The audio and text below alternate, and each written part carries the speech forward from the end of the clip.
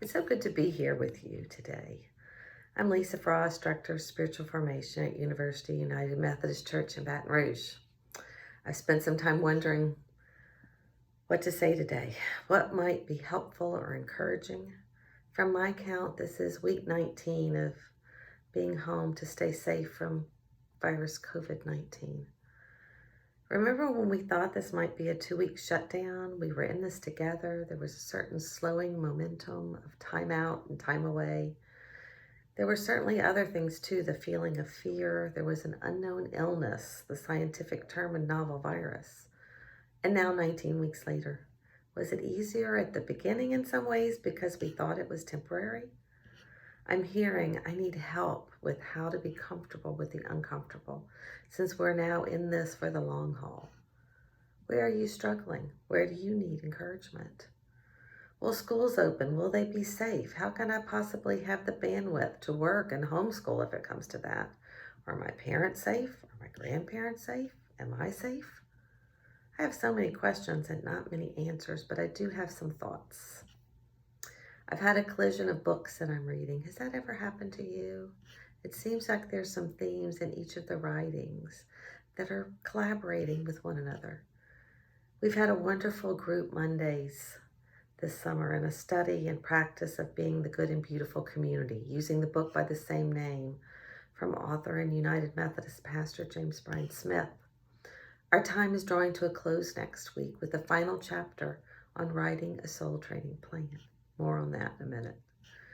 We've also discussed being an encouraging community, a worshiping community, and that maybe Christians are peculiar people.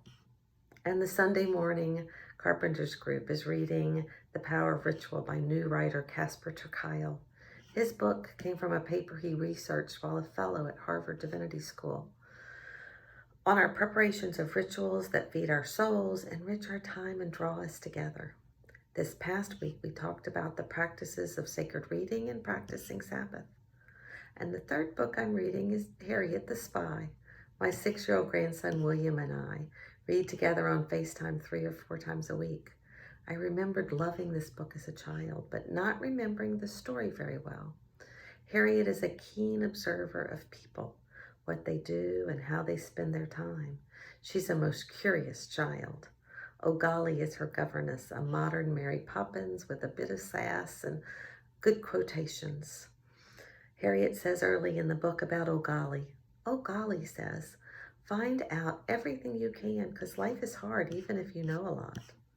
So circling around these books is my wonder about how, in this time of uncertainty, of being uncomfortable and not knowing, we are to be grounded in a rhythm of life that sustains us, but not only sustains us, that helps us grow in a personal and spiritual way.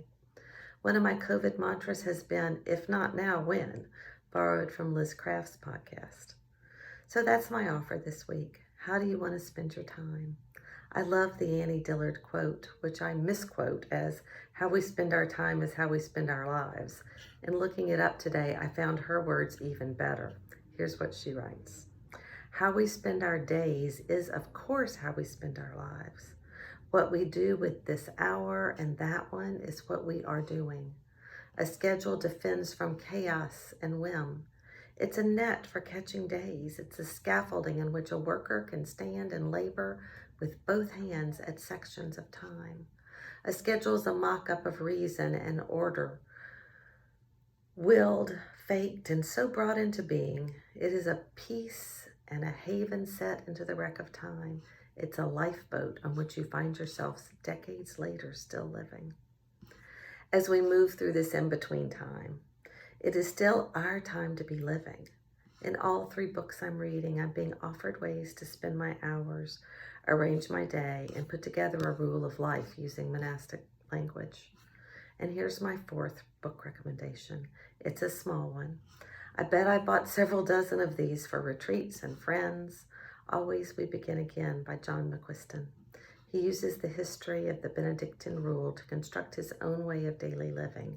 He was an attorney when he wrote this book, so not a monk, just a regular guy interested in how to catch his days and connect in a deeper way with God and others.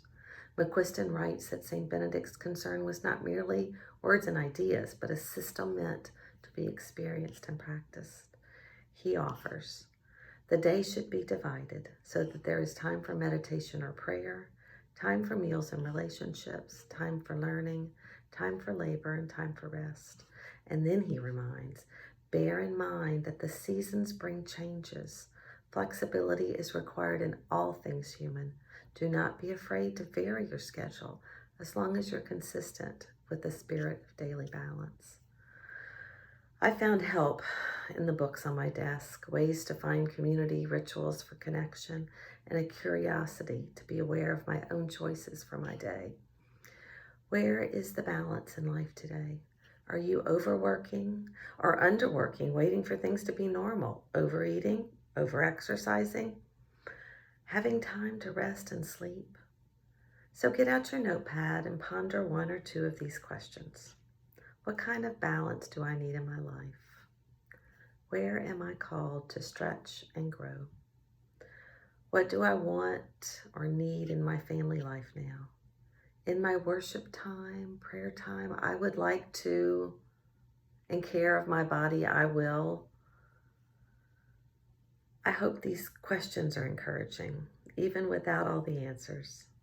I've been using some of my time to take a compassion cultivation training class that I haven't had 8 weeks in a row to be part of. If not now, when? I've also logged miles and miles of walking, something for body, mind, and spirit. What might be nudging you, inviting you, even in this uncertain and uncomfortable time? Let me leave you with this blessing. We used this in our centering prayer group yesterday from Jan Richardson.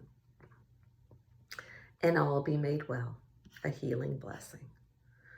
That each ill be released from you, and each sorrow be shed from you, and each pain be made comfort for you, and each wound be made whole in you. That joy will arise in you, and strength will take hold of you, and hope will take wing for you, and all will be made well. It was good to spend time with you today.